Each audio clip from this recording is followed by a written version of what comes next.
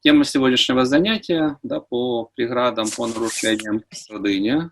Суть гордыни вы знаете, да, по христианству это один из смертных грехов, да, по множеству причин.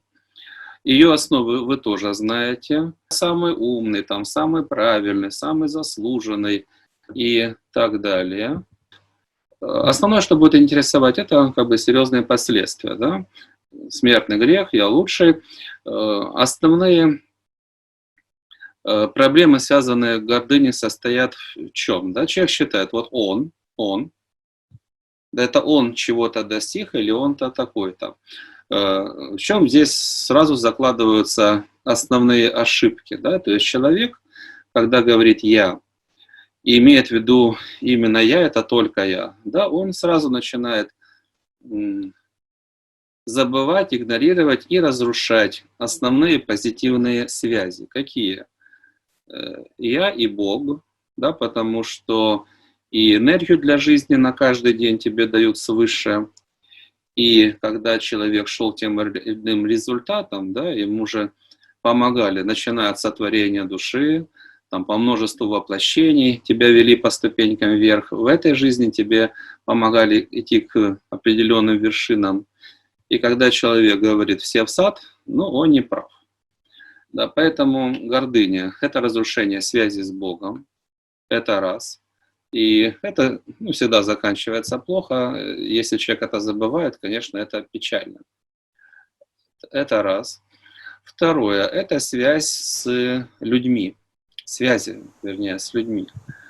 Да, потому что, там, по Дао, когда человек отрывается от Земли, да, звезды, которые отрываются от Земли, они потом падают и разбиваются.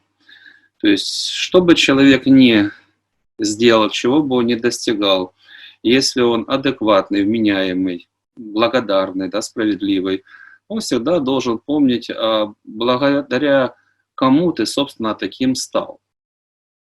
Да, начиная там с предыдущих воплощений, но и в этой жизни, да, кто тебе создал условия изначально? Ты родился для жизни, развития, кто тебе создавал условия? Твои родители. Да, кто тебе помогал там обучаться, становиться, кто тебя поддерживал, кто с тобой работал в команде. Если человек все это игнорирует, потеря своего окружения со временем, и лицом об асфальт, а куда же еще? Чуть раньше или чуть позже? И третье направление связи, которое разрушает человека, это связи с будущим. Да, сегодня ты крутой, предположим, ты молодец, на боевом коне. А кто сказал, что ты будешь на боевом коне завтра и будешь первым? Или через год? Или через 3? Да, и когда лошадка у тебя захромала, всех, кого ты не ценил, там, далеко отправил, у них будет возможность тебя отправить по тому же адресу, когда ты обратишься за помощью.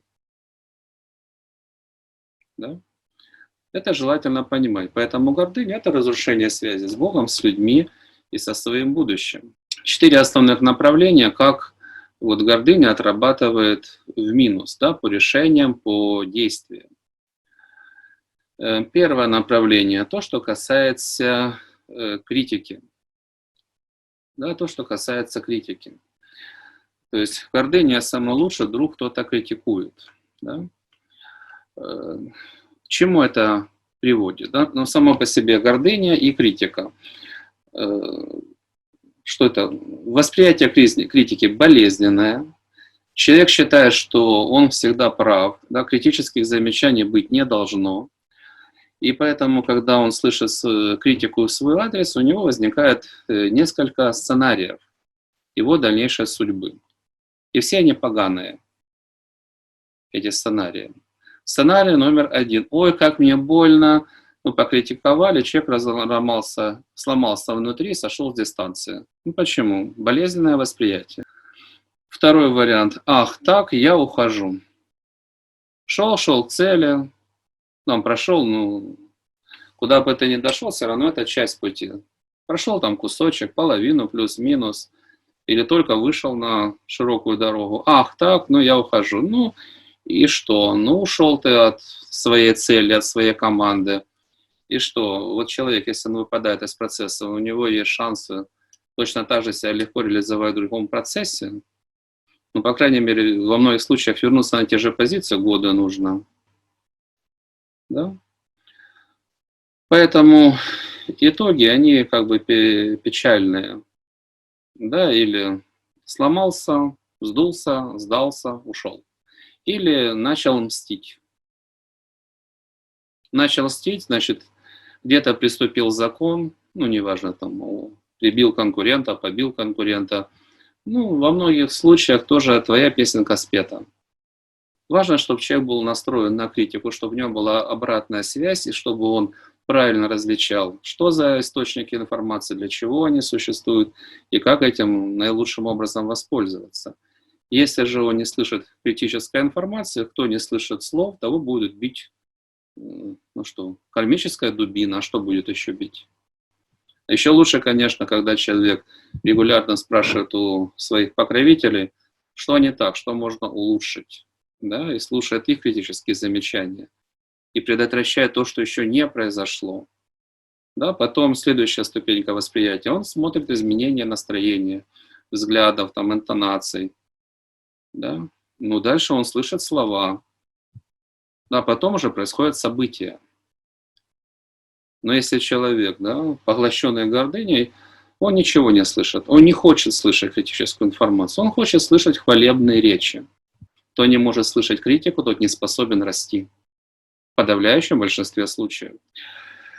Третье проявление гордыни – это создавать себе врагов на ровном месте. Да, это неуважение и нарушение этики. Да, это примерно «вы никто, зовут вас никак», ну и что-то в этом духе. Да, это фактически унижение, оскорбление людей. Да, «я великий, а вы никто».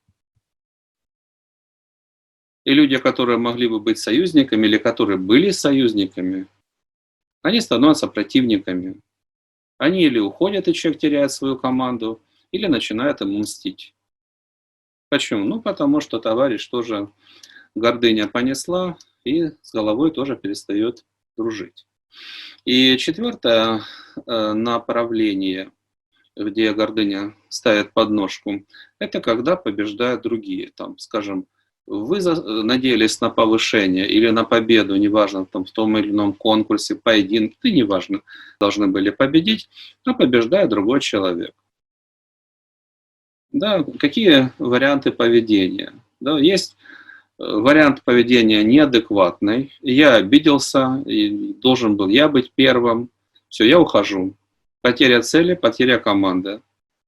Ну, там нужно посмотреть статистику.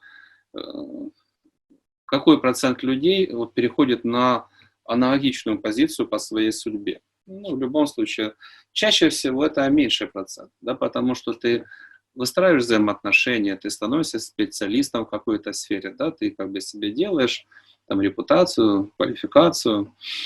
Если ты выпадаешь из одного процесса, другой процесс нужно найти, еще право войти в него заслужить. Да? Поэтому во многих случаях или в большинстве случаев это шаг назад, тем более, если это твои кармические задачи, если у тебя там были соответствующие обязательства, да? Это еще большие проблемы. Тем более, что о чем говорят духовные законы. Да? Ну, твой друг стал победителем, что должны вы сделать? Поздравить его первым. Поздравить первым, пожать руку, сказать, мы с тобой одна команда, ты навсегда можешь мне рассчитывать, я рад за тебя. Да? Понятно, что чаще всего не работает гордыня вот в абсолютной мере, на 100% по всем ценностям и по всем ситуациям, и по всем людям. Да, она в каждой ситуации проявляет себя по-своему. Да, где-то она проявляет, где-то уже какие-то выводы сделаны в конкретных случаях, но ее нужно дочищать, потому что гордыня – это приговор.